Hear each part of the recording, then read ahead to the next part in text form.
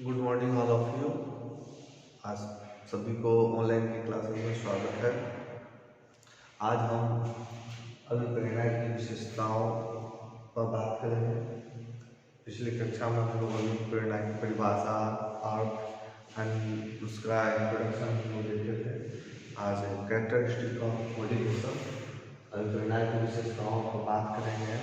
Motivation की विशेषता पर जब हम बात करते हैं तो इसके कुछ पक्ष हैं। इसके पक्षों को, विशेषताओं में से कैरेक्टरिस्टिक को जाना बहुत महत्वपूर्ण है, क्योंकि देखिए जब हम विशेषताएं की बात करते हैं मोटिवेशन की, किन किन पॉइंट्सों को मोटिवेशन कार्य करता है ये जानना हमारे लिए बहुत जरूरी है।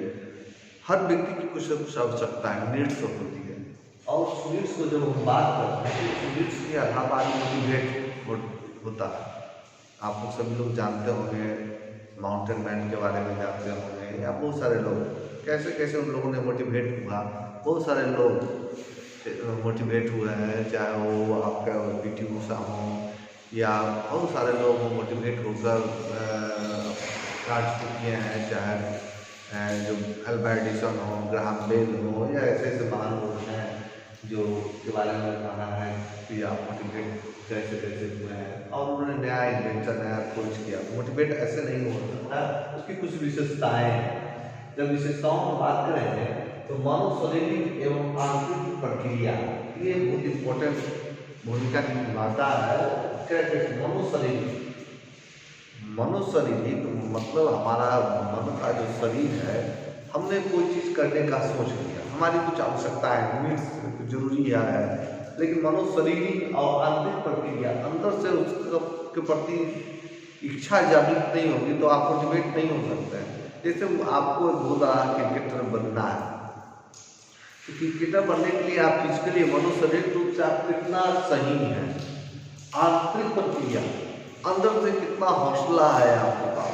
सिर्फ इच्छा कर लेने मात्र से अभिप्रेरणा नहीं हो सकता। अब अभिप्रेरित हो गए कि मैं पानी से चलने वाला कार बना दूंगा, पानी से चलने वाला मुझे व्हीकल्स बनाने हैं, तो उसके लिए आपको फिजिकली रूप से फिट होना पड़ेगा, मनोशारीरिक रूप से आपको मानसिक रूप से फिट होना पड़ेगा। आपको कुछ पार्ट्स इधर से उधर लाने पड़ सकते हैं, बहुत समय कहीं समय देना पड़ सकता है, दौड़ धूप करने पड़ सकते हैं, इधर से उधर जाना पड़ सकता है। ये सारी चीज़ें हैं जो मनोशारीरिक है। आंतरिक प्रक्रिया, अंदर से आप कितना फिट हैं, आप कहीं जा सकते हैं कि नहीं जा सकते हैं, आप उसके प्रति कितना समय दे सकते हैं, भोजन पानी सब कुछ कितने समय तक छोड़ सकते हैं, ये सारी चीज़ें कितना लगन से काम कर सकते हैं, ये सब आंतरिक प्रक्रिया है। अगर आप करने में सक्षम हैं तो आप अभिप्रेरित हैं। नेक्स्ट पॉइंट में बात करते हैं आवश्यकता की उपस्थिति। जब तक आपकी आवश्यकता की उपस्थिति नहीं होगी तब तक आप अभिप्रेरित नहीं होइएगा। आवश्यकता की उपस्थिति से रिलेटेड मैं एक एग्जाम्पल दूंगा। एक हम लोग छोटे जब क्लास में थे तो कहानी पढ़े थे, ईदगाह। ईदगाह की कहानी, जब प्रेमचंद की लिखी कहानी है ईदगाह, जब उस कहानी को देखते हैं तो वो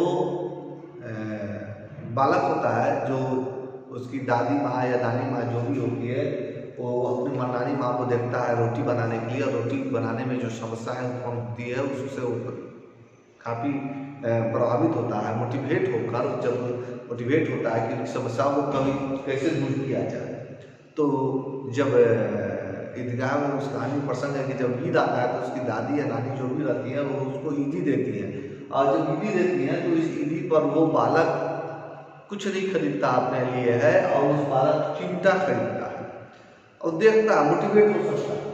आवश्यकता की उपस्थिति, उसकी आवश्यकता समझ में आया कि ये चिमटा जो है रोटी सेकने के लिए कितना महत्वपूर्ण भूमिका निभा सकता है, और उसने अपने ईदी पर वो चिमटा खरीदता है। तो आवश्यकता की उपस्थिति, जब तक आवश्यकता की उपस्थिति नहीं होगी तब तक आप अभिप्रेरित नहीं होंगे। अभिप्रेरित होने के लिए आवश्यकताओं का महत्वपूर्ण स्थान है। आवश्यकता की उपस्थिति ही अभिप्रेरणा को जन्म देती है। चांदी के चम्मच या सोने के चम्मच लेकर पैदा होने वाले लोग सामान्यतः ऐसा देखा गया है कि वो मोटिवेट नहीं हो सकते, क्योंकि उनकी किसी चीज़ की आवश्यकता की कमी नहीं होती है। और जब तक आवश्यकता की कमी नहीं होगी तो आप मोटिवेट हो नहीं सकते हैं। वो किसी भी प्रकार की आवश्यकता हो सकती है, भोजन करने की आवश्यकता हो, समस्या उत्पन्न हो सकती है, चलने की आवश्यकता उत्पन्न हो सकती है, किसी को भी आवश्यकताएं नीड्स जो है आवश्यकता हो सकती है। और आवश्यकता की उपस्थिति जब होगी, आपको आवश्यकता चाहिए, वो चीज़ चाहिए, तो आप उसको पूर्ति के लिए कुछ न कुछ इन्वेंशन खोज करेंगे, तो मोटिवेट होगा, तो वो अभिप्रेरणा कहलाता है। कार्यकाल के लिए उन्मुख, कार्यकलाप के लिए कार्यकलाप, हमारा जो कार्यकलाप है उसके लिए हमको उन्मुख होना पड़ेगा। उन्मुख मतलब उसके प्रति हमको जवाबदेह होना पड़ेगा, उसके प्रति हमको रिस्पॉन्सिबिलिटी निभानी पड़ेगी। कार्यकलाप, कार्यकलाप क्या है? जब कोई कार्य करने के लिए आप जागृत होते हैं, आपको बीएड में 90% मार्क्स लाने, 90% मार्क्स लाने के लिए आपकी कार्यकलाप क्या है? 90% मार्क्स लाने के लिए कार्यकलाप के लिए आपको निरंतर प्रयास, अभ्यास करने के लिए, और जब तक आप अभ्यास नहीं कीजिएगा, अभ्यास से ही सारी समस्या है। 90% मार्क्स लाने के लिए अभ्यास की जरूरत है, और उसके लिए आपको तो सुबह ही मॉर्निंग 4 बजे उठना है, आपको पिछले चैप्टर का रिवीजन करना है, नए चैप्टर का थॉट को याद करना है, रिवाइज करना है, पढ़ाई करना है, तो उसके लिए आपको टाइम कंडीशन बनाना पड़ेगा। उसके लिए कार्यकलाप क्या है? कितना समय फर्स्ट पेपर के लिए देते हैं, कितना समय आप सेकंड पेपर के लिए देते हैं, ये सारी चीजें टाइम का कंडीशन बहुत जरूरी है। सबके लिए कितने समय निकालते हैं, किस पेपर को कितना समय देते हैं, ये सारे जब कार्यकलाप की जब बात होगी, तो आपको अभी मोटिवेशन, जब आप मोटिवेशन के लिए उद्धृत हो चुके हैं, मोटिवेट करने के लिए आप काम करने के लिए आपके कार्यकलाप को महत्वपूर्ण स्थान दिया जाएगा। दिन रात सोते जागते आपको वही चीज दिखाई देने चाहिए, तभी आप कोई अच्छा मोटिवेट कर पाइएगा। तो एक टाइम बॉन्ड बनाना पड़ेगा, टाइम का एक आपको बनाना पड़ेगा, चार्ट टाइम टेबल बनाना पड़ेगा, कितने बजे हमको क्या कार्य करना है। बीएड के मार्क्स के लिए मैं एग्जाम दे रहा हूँ, अब बीएड के मार्क्स के लिए अगर जब आप इस चीज़ को फॉलो करना है 90% मार्क्स के लिए, तो आपके कार्यकलाप उस तरह से होने चाहिए, पढ़ाई से समझो। तो सभी की चीज़ों के लिए, अगर कोई चीज़ के लिए आप शोध कार्य कर रहे हैं, तो शोध कार्य आप कितना समय दे रहे हैं, सारी चीज़ों के लिए आपको एक चीज़ को ध्यान बनाना पड़ेगा, और कार्यकलाप आपको उस तरह से बनाने पड़ेगा, तभी आप बेहतर कार्य कर सकते हैं और एक बेहतर मोटिवेट हो सकते हैं। प्रभावशाली क्रियात्मक तत्व, प्रभावशाली क्रियात्मक तत्व, क्रियात्मक जो आपके जो क्रिया कर रहे हैं, जो कार्य कर रहे हैं, उसमें क्या क्या प्रभावशाली है चीज़ है। मान लीजिए कि आपको बीएड में 90% मार्क्स लाने हैं, तो आपको सिलेबस को फॉलो करना पड़ेगा।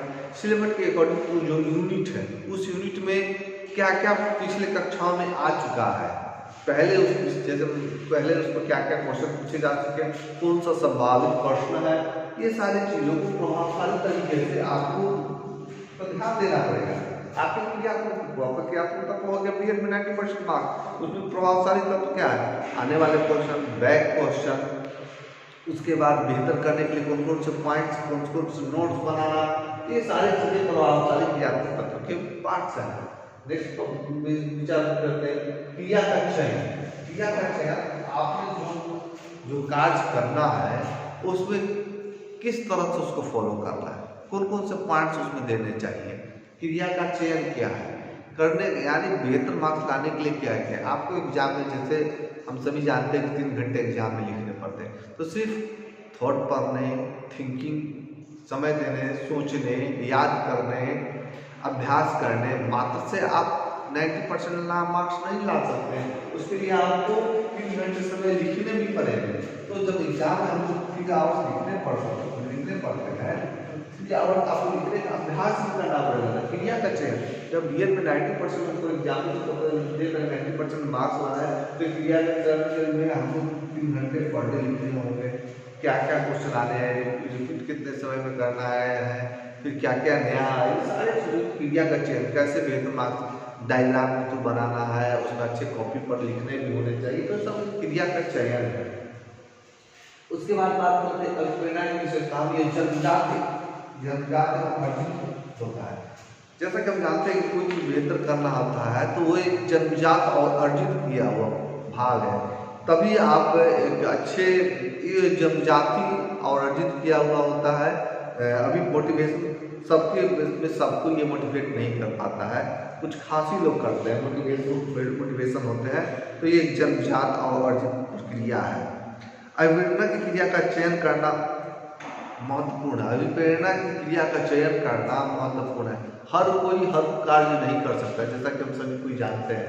तो उसका चयन, अगर मैं आज की डेट में सोच लूँ कि मुझे आकाश में छेद करना है, तो चयन ऐसा होना चाहिए जो संभव नहीं है, वैसे चीज़ों का चयन नहीं करना चाहिए। और फिर वो मोटिवेट नहीं होकर आप पीछे क्यों जाइएगा, डिमोटिवेट हो जाइएगा और जिंदगी में निराशावादी जिंदगी आ जाएगी। मोटिवेशन के लिए चयन बहुत महत्वपूर्ण भूमिका निभाता है।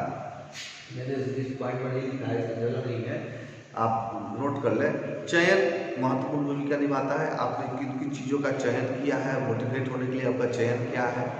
अगर आपकी ज़िंदगी से जुड़ा हुआ है, आप जो चीज़ को चयन किए हैं उसको आप करने में संभव है, उसके लिए आप समय दे सकते हैं और आपको लगता है कि आपकी जिस चीज़ को चयन किए उसमें सफलता मिल जाएगी, तो निस्संदेह उसको आप करके आगे बढ़ सकते हैं। तो चयन एक महत्वपूर्ण भूमिका निभाता है। नेक्स्ट पॉइंट पर हम आगे बात करते हैं, तो आगे प्रोत्साहन प्रेरणा, ये बहुत महत्वपूर्ण भूमिका निभाता है।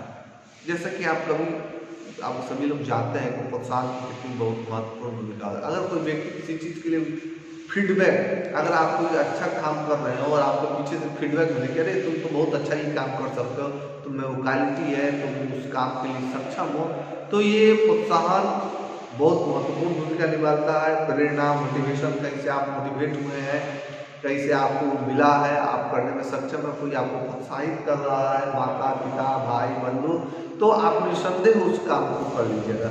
अगर कोई डिमोटिवेट कर रहा है कि नहीं तुमसे नहीं हो पाएगा, अगर आप चारों तरफ निगेटिव वाले लोगों से घिरे हुए हैं तो निस्संदेह आप उसमें फेलियर हो जाइएगा।